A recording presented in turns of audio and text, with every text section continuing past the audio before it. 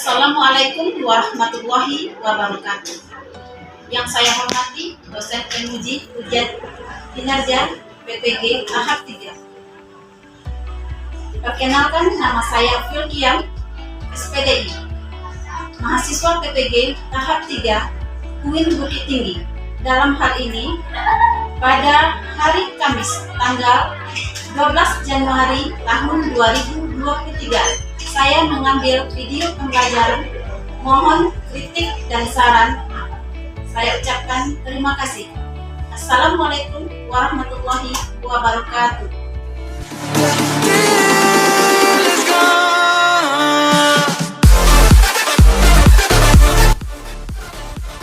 Bismillahirrahmanirrahim. Assalamualaikum warahmatullahi wabarakatuh. Waalaikumsalam warahmatullahi wabarakatuh. Bismillahirrahmanirrahim.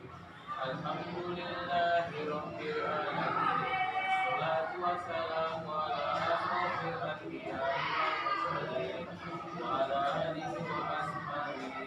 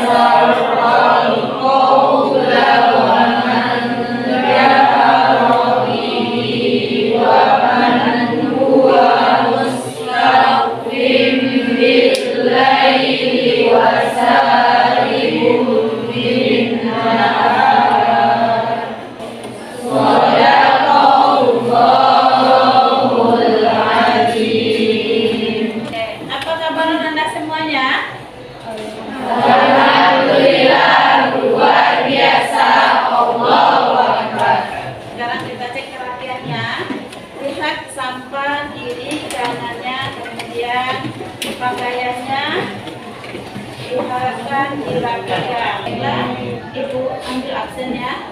Ahmad Fadel, Anissa, Arsyad, Ashifa, Atika. Sorak-sorak bergembira, bergembira semua.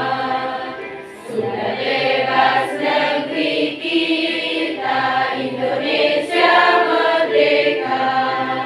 Indonesia merdeka, Republik Indonesia. Itulah hak milik kita untuk selama-lamanya. PPK Religius, nasionalis, gotong royong, integritas. Sebelum kita masuk ke materi yang ini, apa pelajaran kita sebelumnya? Satu orang saja menjawab, siapa? Apa pelajaran kita kemarin? Bersyukur dan beribadah kepada Allah. Dengan adanya rasa bersyukur dan beribadah kepada Allah, kita mantapkan hati kita nantinya akan berkaitan dengan adanya takdir, adanya nasib yang kita bahas tentang qada dan qadar. Tadinya adalah menganalisis dan mengevaluasi makna beriman kepada qada dan qadar. Lanjut, mengajikan kaitan antara beriman kepada qada dan qadar Allah. Dari kajian ini kita masuk ke dalam tujuan pembelajaran. Yang apa tujuan pembelajaran kita? Pengenalan definisi qada dan qadar. Kedua, kita menelaah dalil.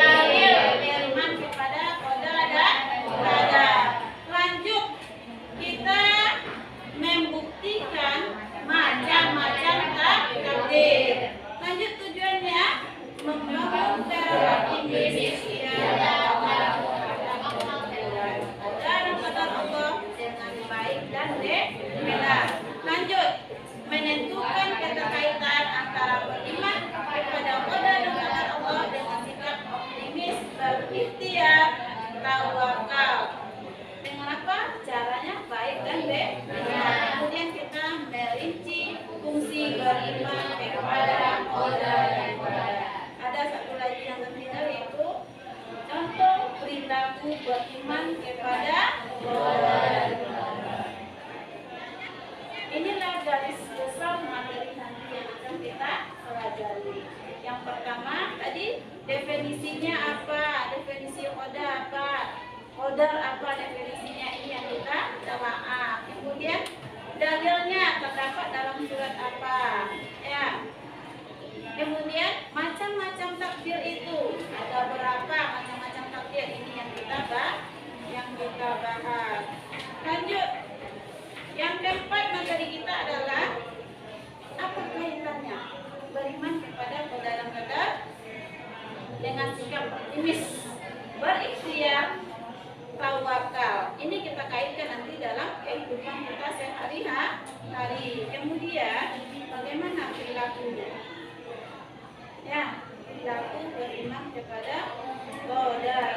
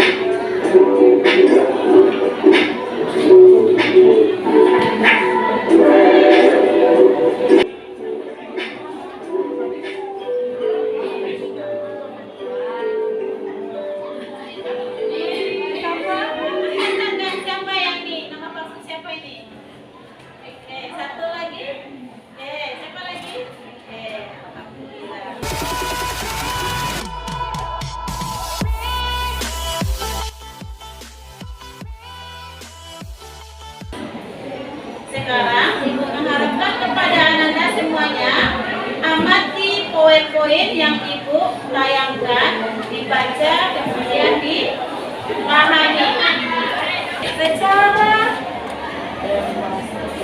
logika yang kamu ingat, yang kamu pahami. Qadar itu apa? Qadar dan qadar itu apa? Kita mulai dari qadar.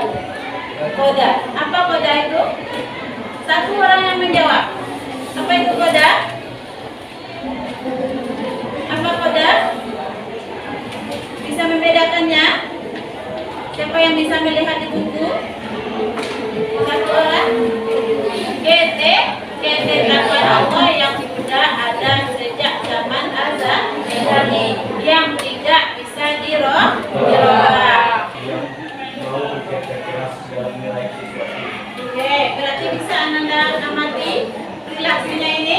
Ada berapa semuanya? 5. Yang terakhir adalah tidak boleh putus asa karena senantiasa kita selalu berprasangka baik. Kepada siapa?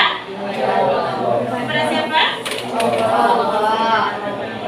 Ini ada kalau mungkin takdir ada sebuah istilah yang kadang-kadang kita suka tukar nih antara kodok dan juga koda. Bisa menjelaskan biar kita nggak pernah keliru lagi di kodok dan koda itu apa sih bedanya? Jelaskan.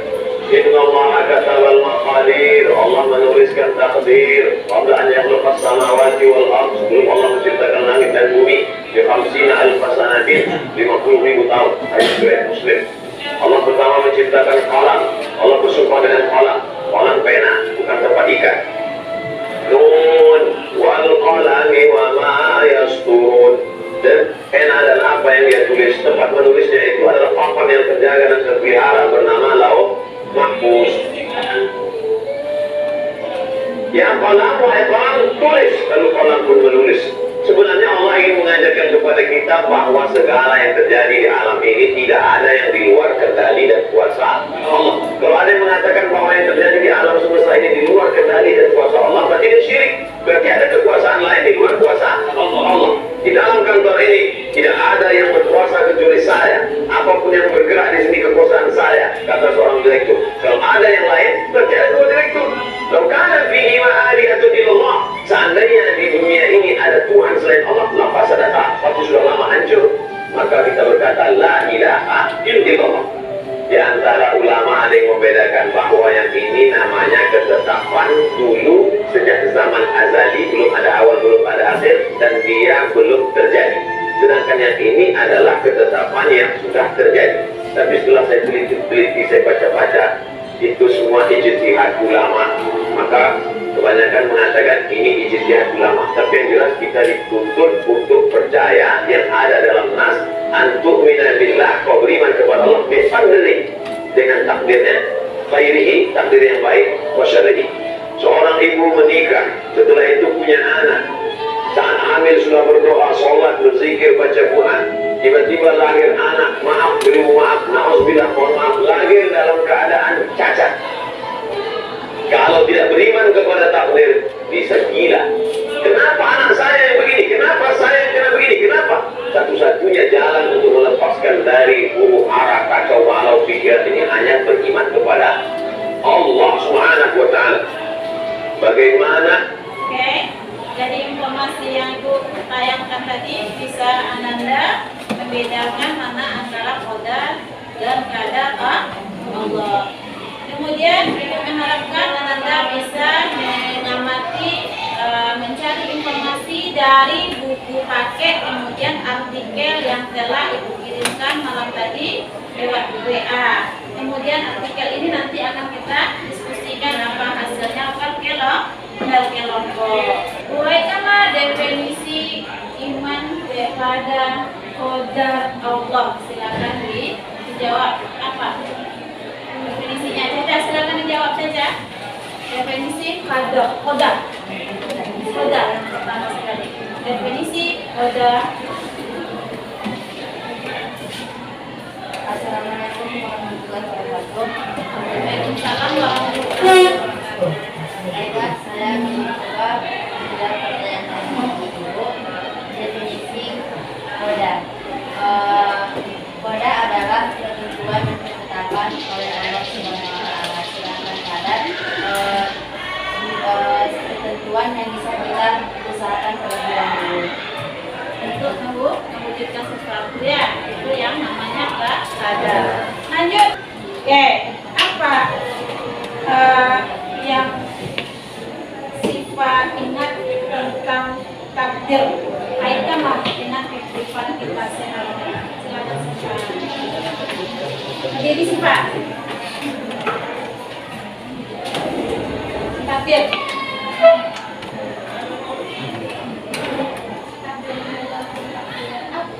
Ya, hubungkan takdir itu dalam kehidupan kita sehari-hari. Ya, takdir kan ada dua.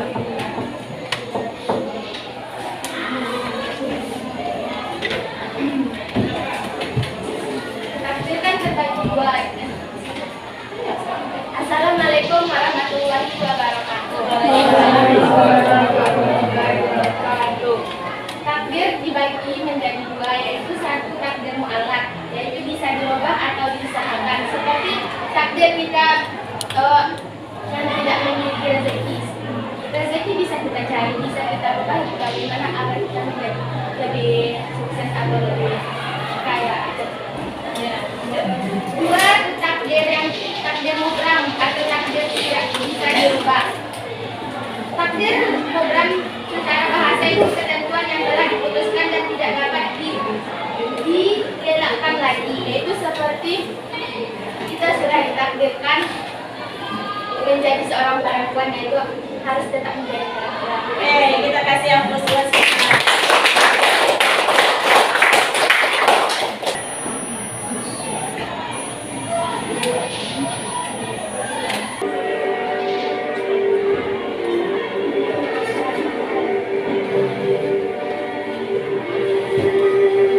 Allah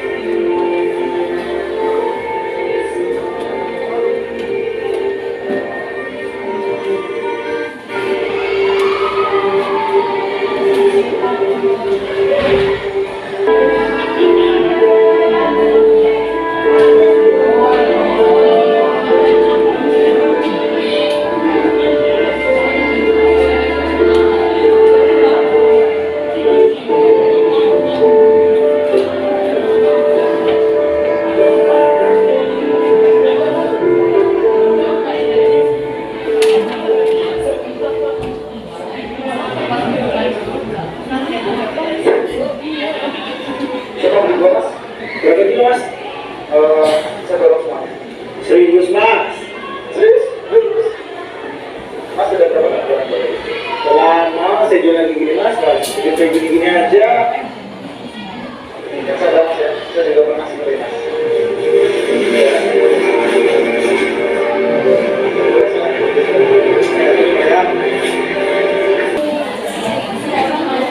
Baiklah Nanda, dari video ini bisa kita mendengarkannya apa itu kode, kemudian kita hubungkan dengan nasi, kemudian mengulas sedikit dalil beriman kepada kode dan kode tidak pada masyarakat. Oke, silakan dibacakan saja dalilnya.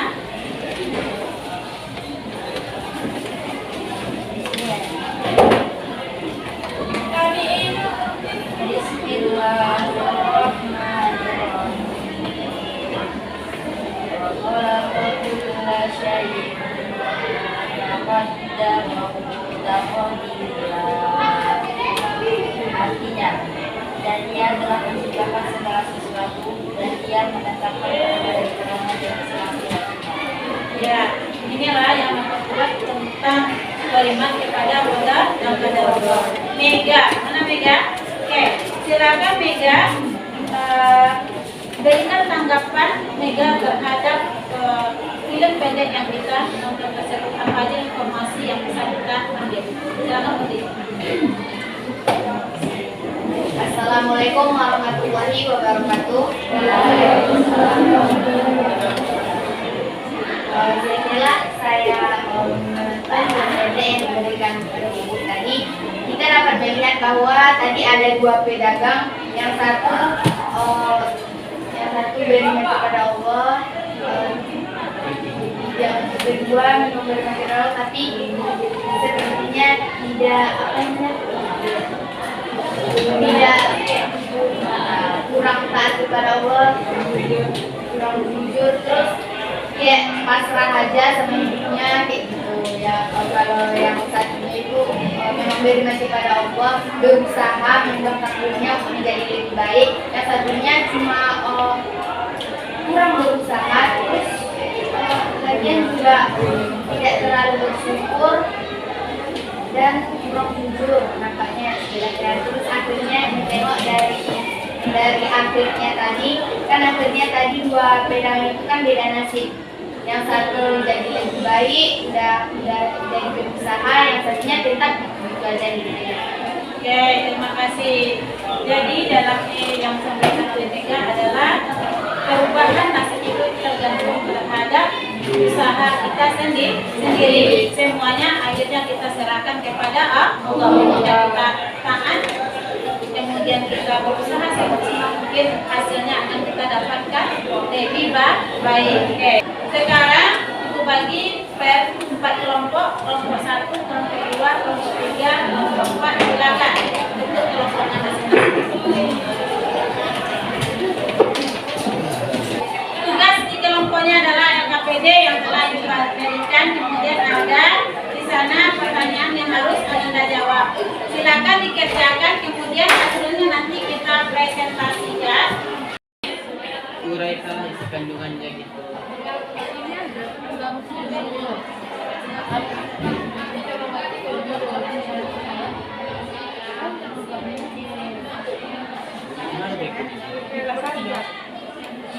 Dia isikan urai. Kalau dia berarti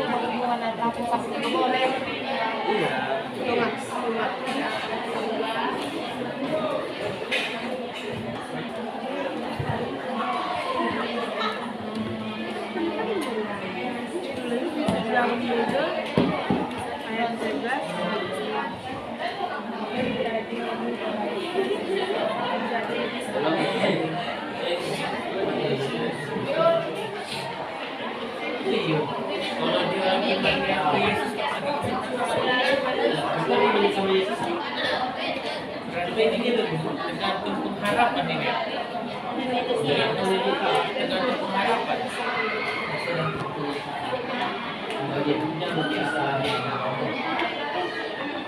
Nanti semua agama betul lagi. Iya.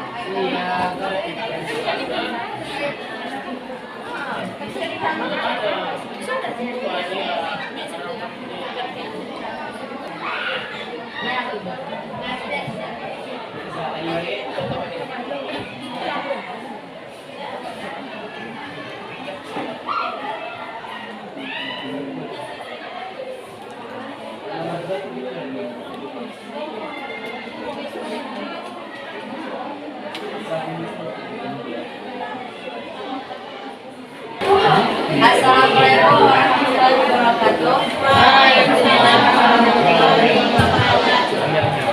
Baiklah, saya Pak Waktu tidak akan mempresentasikan hasil diskusi. Dinaikkan isi beriman kepada guru dan kadar dalam kehidupan sehari-hari. Opsi beriman kepada guru dan kadar. 1. Memperkuat keyakinan kepada Allah bahwa Allah pencipta alam semesta. 2. Meningkatkan takwa dengan bersikap seimbang antara optimis, ikhtiar, dan tawakal. 3. Berhusnuzon kepada Allah Subhanahu wa Ta'ala. 4. Menciptakan kemajuan hidup dan terhindar dari sifat sombong. Contoh perilaku beriman kepada guru dan kadar. 1. Bersikap sabar atas segala hal yang terjadi pada diri kita. 2. Rajin dan giat dalam berusaha untuk mencapai tujuan.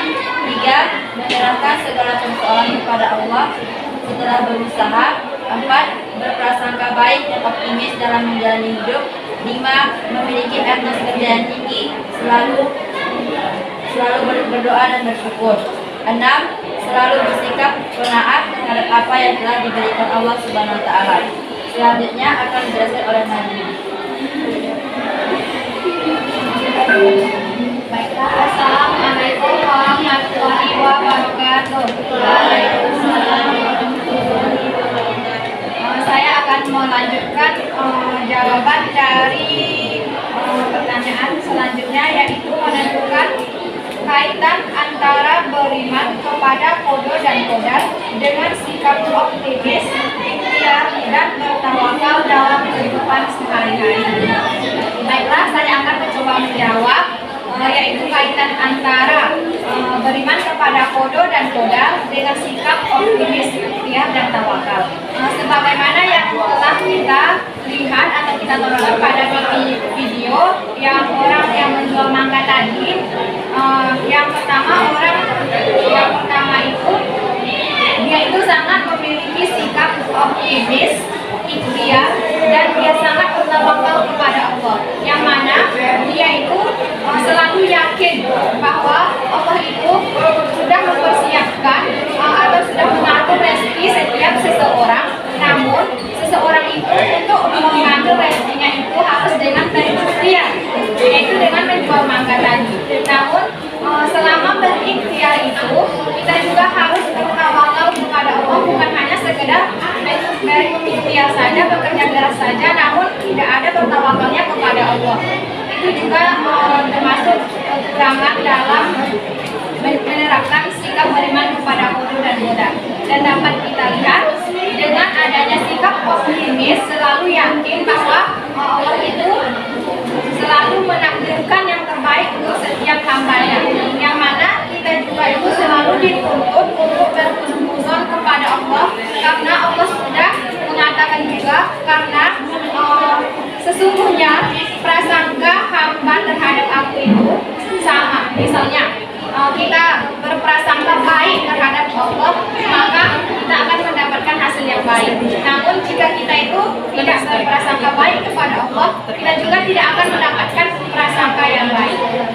Jadi dalam menerapkan beriman kepada qada dan qadar ini sangat diperlukan sikap optimis, selalu berpikir positif bahwa Allah sudah menerapkan yang terbaik untuk kita.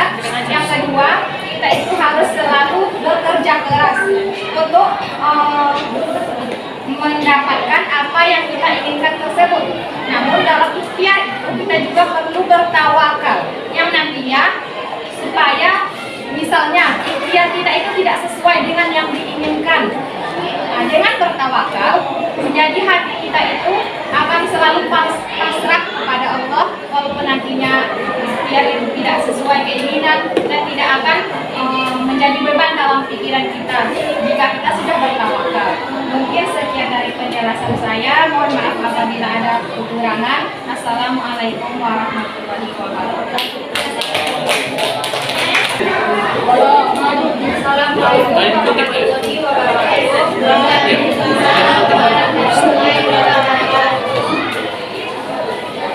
Saya Diana Bila dari perwakilan kelompok 4 akan menjelaskan keempat gambar tersebut.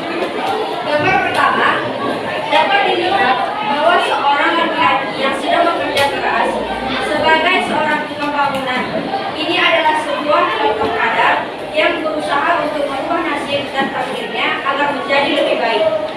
atau bisa dibilang memperbaiki ekonominya. Yang gambar kedua, seorang pemuda yang kreatif dan inovatif. Dari usahanya, ia dapat meraih penghargaan dan piala yang telah dia usahakan. Ini sebuah contoh kadar yang dapat diusahakan atau dapat dirubah. Gambar ketiga, seorang pemuda yang sedang memasukkan uang ke dalam kotak amal. Ini sebuah contoh kadar karena ia memilih menyimpulkan sebagai rezekinya yang telah Allah berikan kepadanya. Dan gambar keempat, seorang pejabat yang sedang melakukan sumpah jabatan karena ia sudah mencapai usahanya untuk menjadi seorang pejabat. Ini sebuah contoh kadar atas usaha yang ia lakukan selama ini. Sekian dari presentasi saya. Assalamualaikum warahmatullahi wabarakatuh. Waalaikumsalam warahmatullahi wabarakatuh.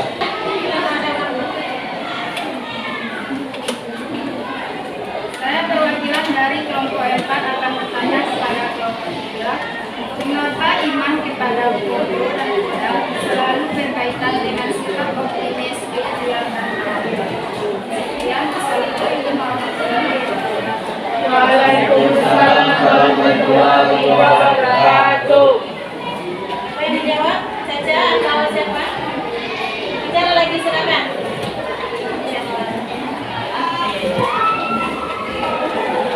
Baiklah, kami dari kelompok 3 akan sebuah pertanyaan dari kelompok 4, yaitu mengapa iman kepada Allah dan qadar selalu berkaitan dengan sikap ikhtiar dan tawakal. Nah, sikap ikhtiar dan tawakal ini merupakan penerapan dari bukti kita beriman kepada Allah dan qadar. Karena tanpa penerapan ikhtiar dan tawakal ini belum tentu kita bisa dikatakan beriman kepada Allah dan qadar. Karena Allah dan qadar itu berhubungan dengan takdir. Misalnya kita tidak ikhtiar, tentu saja kita masih setengah dalam beriman kepada Allah dan qadar. Karena di dalam bodoh itu ketetapan Allah, sedangkan qadar tidak. Misalnya kita ingin mewujudkan suatu keinginan kita yang sudah lama sekali kita inginkan, tetapi bukan dengan cara ikhtiar, hanya menunggu dari Allah saja, itu tidak akan terwujud. Kemudian bertawakal, seperti yang dikatakan lagi tadi, jika sesuatu yang kita inginkan tidak sesuai yang kita dapatkan, tentunya kita akan merasakan kecewa. Seperti misalnya penerima rapor, kita sudah berikhtiar dengan cara belajar, tetapi nilai yang kita dapatkan tidak sesuai dengan yang kita harapkan. Tanpa bersikap tawakal kepada Allah, tentunya kita akan merasa semua yang kita lakukan adalah sia-sia. Selanjutnya mungkin ada pertanyaan.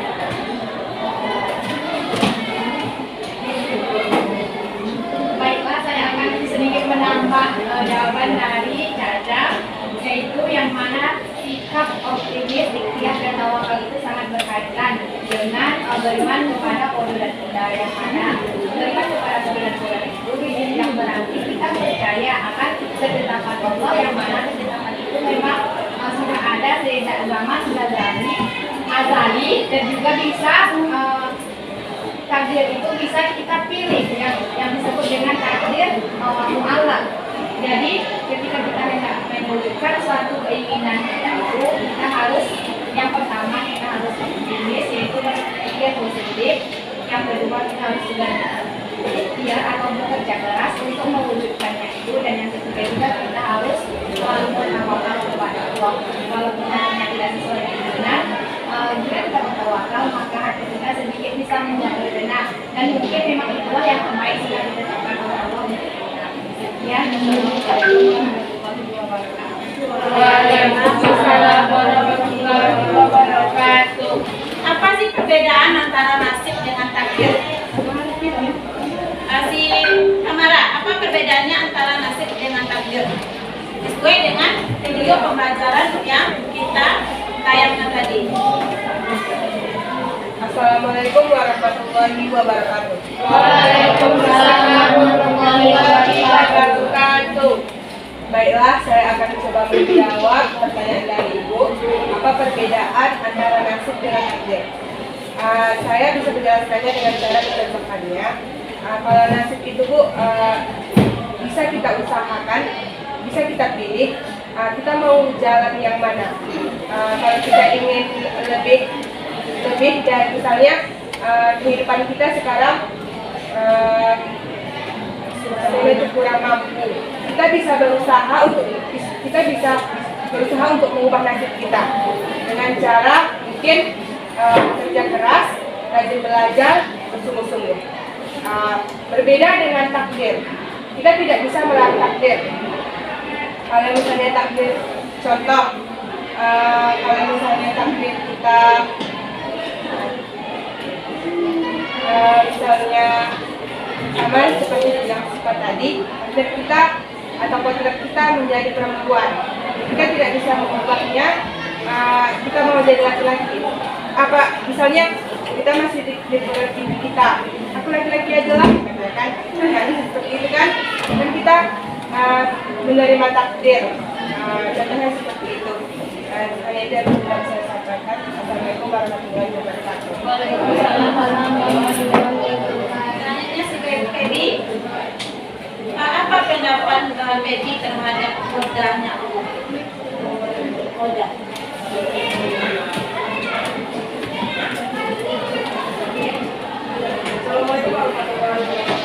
Waalaikumsalam warahmatullahi wabarakatuh. Seperti yang diketahui, koda itu adalah suatu ketetapan yang sudah ditentukan oleh Allah dan tidak bisa bagi kita untuk mengubahnya. Jadi untuk menghadapi koda yang telah ditetapkan oleh Allah atau dinamakan dengan takdir itu, kita itu harus bisa menerima yang sudah digariskan kepada kita.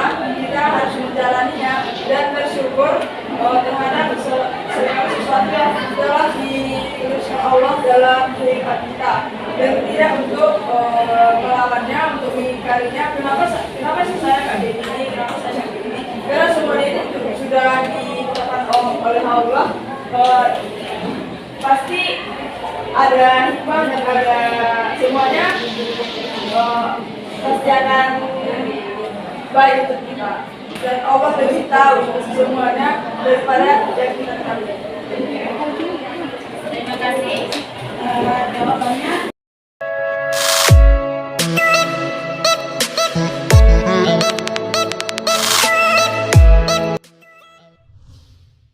Silakan Mega, simpulkan dulu materi yang kita pelajari.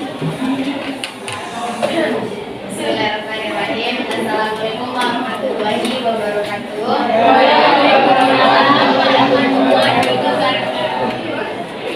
Saya akan mencoba menyimpulkan materi yang telah kita pelajari yang tadi itu.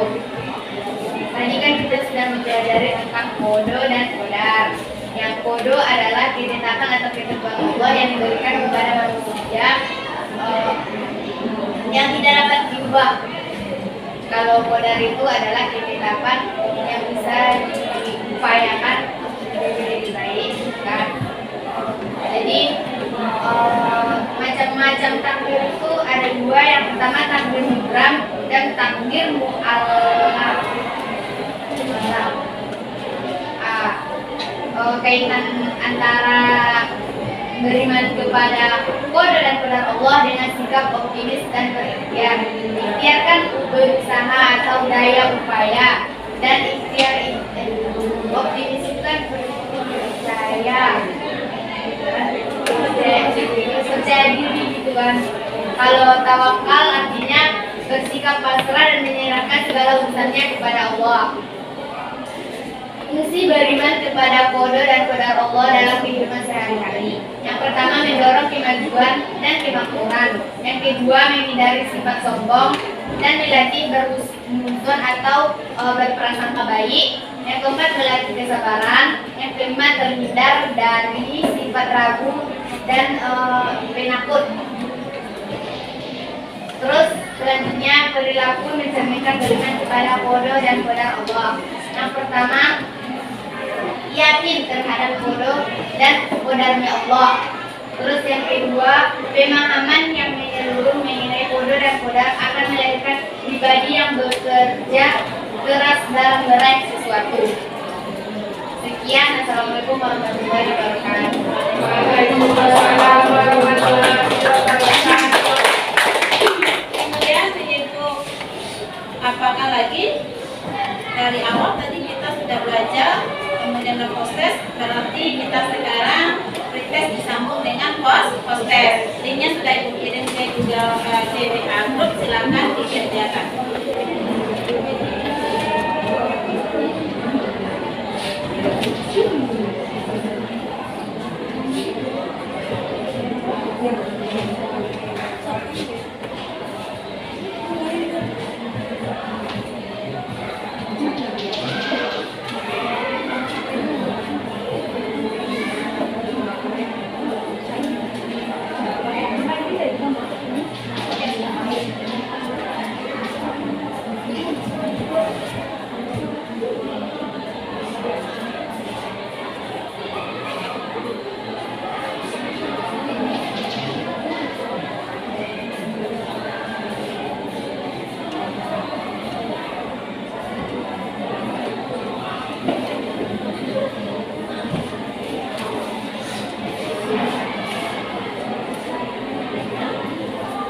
Oke, silakan dikirim.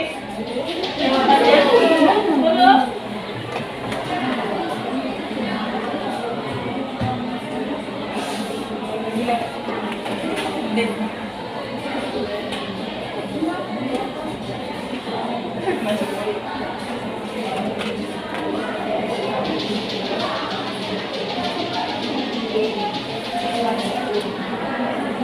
Enam orang yang mengirimkan jawaban harapannya, silakan.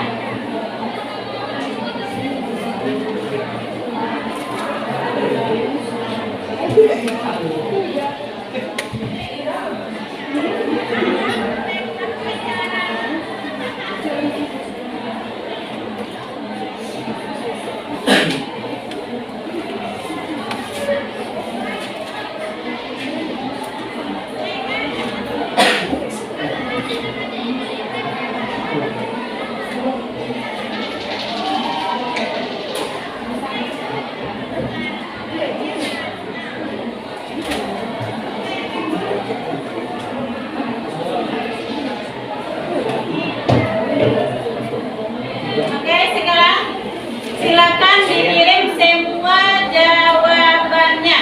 Oke, silakan.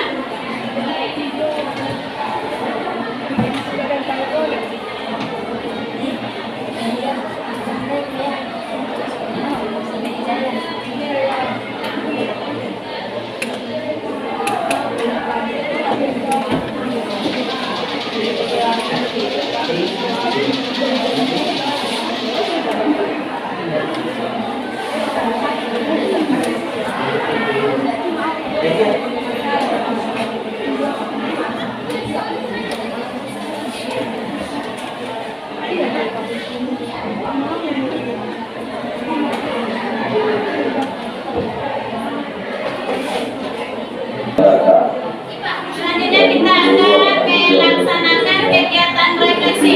Saja silakan berikan masukan untuk ibu pembelajaran kita ini dan bagaimana kedepannya. Apa yang harus ibu persiapkan untuk kedepannya? Assalamualaikum warahmatullahi wabarakatuh. Baiklah, kami dimasukkan dan saran kepada ibu mengenai metode kita belajar. Kenapa untuk yang sekarang itu siapa itu baru masukkan ini? Pendapat untuk pembelajaran kali ini menyenangkan, menarik dan tidak terbosankan karena kebanyakan kalau kita fokus untuk materi dengan cara belajar tidak terlalu menarik bagi banyak siswa. Tapi dengan cara berbagai tampilan yang ibu berikan tadi itu membuat siswa tidak bosan dan fokus terhadap materi yang ibu berikan. Masukannya metode yang ibu ajarkan dan cara-cara ibu mengajar dalam pembelajaran ini sudah sangat khas menurut saya, dan mungkin soal-soal di fisiknya lebih terbanyak. Oke, terima kasih. Siap dulu ya. Oke. Untuk materi kita minggu depan kita akan masuk ke dalam hukum waris. Tapi syaratnya masuk kita ke materi yang depan kan sudah Ibu kirimkan LKPD-nya ke WA. LKPD-nya itu dikerjakan di rumah. Besok kita kumpulkan dan Ibu nilai. Mari kita tutup materi kita ini. Semoga apa yang Anda dapatkan menjadi berkah dan bermanfaat untuk diaplikasikan di dalam kehidupan sehari-hari. Marilah kita membaca hamdalah.